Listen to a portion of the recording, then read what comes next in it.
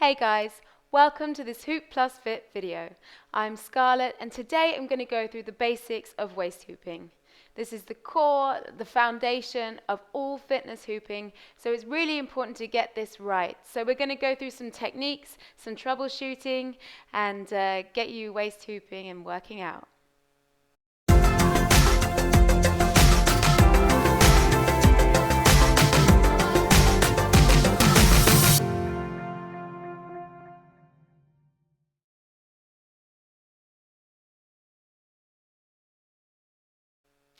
So there are a number of hula hoops that you could be using for this workout today or for this waist hooping tutorial. Essentially what we want to go for is something on the larger and heavier end of the spectrum. I have here a weighted hula hoop, so this one is 109 centimeters in diameter and about 25 mil in the thickness, but it's made of metal and foam, so it is about 1.5 kilograms in weight. It's really good for beginners, people who want to work with a weighted hula hoop for fitness, and it's a lot easier to maintain the hula hoop and get the momentum going. Next step down, we have this hula hoop, which is a little bit wonky, I'm afraid. I just made it quickly myself and didn't quite finish the tape job. But it is 25 millimeters in the thickness of the material, and it is 100 centimeters or 1 meter in diameter. So again, it's a bit heavy, but it's a HTBE hoop, so it's a dance hoop, not a weighted hula hoop.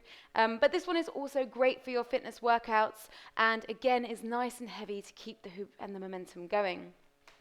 So then the next step down, this one is 95 centimeters in diameter and it is 20 mil thickness material. So this one again is a little bit lighter. It's perfectly fine to be doing your waist hooping or your fitness workouts, but essentially I wouldn't recommend anything, especially if you're an absolute beginner, anything lighter than these guys. Go for HTP, go for large, go for heavy, and let's get waist hooping. Okay, so we have our hula hoop, our nice heavy hula hoop. So first things first with waist hooping is check you have enough space, that you're not going to hit anyone, especially small children, in the head. And what you want to do, you can first start with your legs a bit hip width apart, so you kind of are a lot more stable. Eventually we're going to work to get those feet together, but yeah, we can start here. And you really want to have the hula hoop touching your back here. So not too high. People always think, oh yeah, if I put it high, it's going to go around for longer. No, you really want to have it on your waist, on the small part of your waist. That's going to really do you a lot of favors when the hula hoop is going around. So, right, now the hula hoop is super flat and super straight. And I want to push with force. So I'll show you a good push-off first without doing anything. And I'll show you the power of the push-off. So if I wind it up, I'm pushing right to left because that's my good direction. It's like being right-handed, so it's the most common one. But you can also we'll try both sides anyway.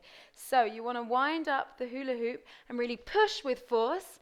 And even without doing anything, if you push it off well, it will do a lot of favors for you. So if I'm pushing it off and my hula hoop is wonky, it's going to be a lot more difficult for the hula hoop to go around, or if it's tilting down or tilting up. So what you really want to do is make sure that your hula hoop is super flat.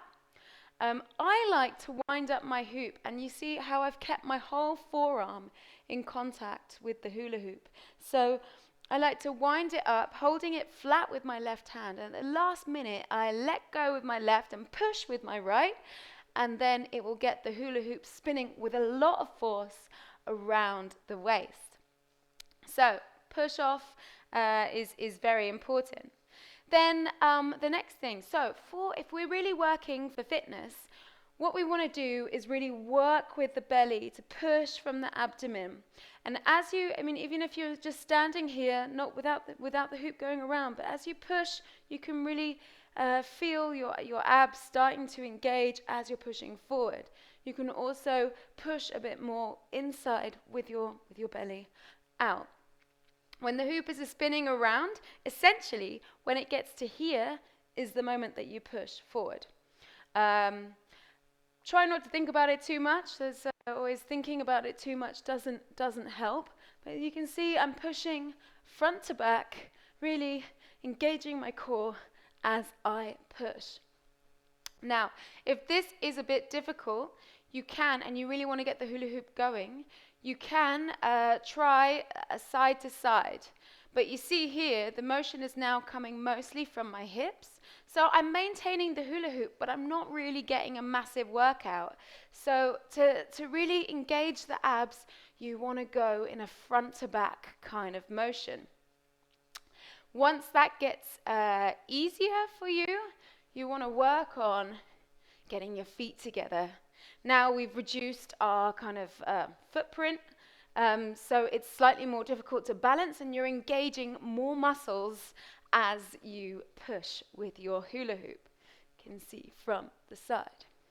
Now another way, if it's just not spinning around, you can also put one foot in front of the other and rock to get the momentum. But once that's sorted, then you really want to take it back into pushing from your belly button. Okay, so then, yes, you might get a few rotations, but the hoop starts to fall down. Essentially, you just need to speed up. So if the hoop starts going down, try and speed up. There's probably going to be a point of no return, especially if you haven't got your leg hooping skills down. So if it gets to below your butt, I would say just stop the hoop and start it again. Especially if we're just focusing on our waist hooping, once it's gone below your butt, just pick it up with your hands. Another thing that you can do, so it's starting to fall down. I also like to, as well as speeding up, you can kind of bend your knees slightly. So you're essentially bringing the point that you want the hula hoop to be at closer. So you want the hula hoop to be on your waist, and you're bringing your waist closer to where the hula hoop is. So we have that. It's the hula hoop is now spinning around our waist. Now from here, what we want to do is keep our arms super strong, chest to the sky, push from your belly. And here we're really starting to get the fitness hooping technique down. So I mean, I've seen many people, I do it too. You can quite happily hula hoop with your hips, and you can dance like this. But when we're doing fitness hooping, we really want to be pushing from the belly, engaging the core, chest up. Also sometimes when it falls down, people tend to bend forward, but that's never going to do you any favors. You want to keep your hula hoop as flat as possible. So really pushing from the belly, the power comes from here. Okay, so we have it going around the waist, our arms are strong. Are you ready for a challenge? Okay, so let's take it to the next level. We're going to take our arms out to the side like Christ the Redeemer from Rio de Janeiro in Brazil. Get ready. 4, 3, 2, 1, and arms out to the side. Great. So here your arms want to be strong, like you're pushing against a wall. Again, we've increased the challenge here. So if it falls down, just get back, get comfortable. And the next one we're going to do is put our arms up to the sky. So get ready. 4, 3, 2, 1. Arms up to the sky. Again, we're increasing the challenge. We're stretching out our abdominals while we're working them, which makes it much more harder. However, this is getting a really great workout for our waist. So, have our arms up here. Okay, we can break free, take them down.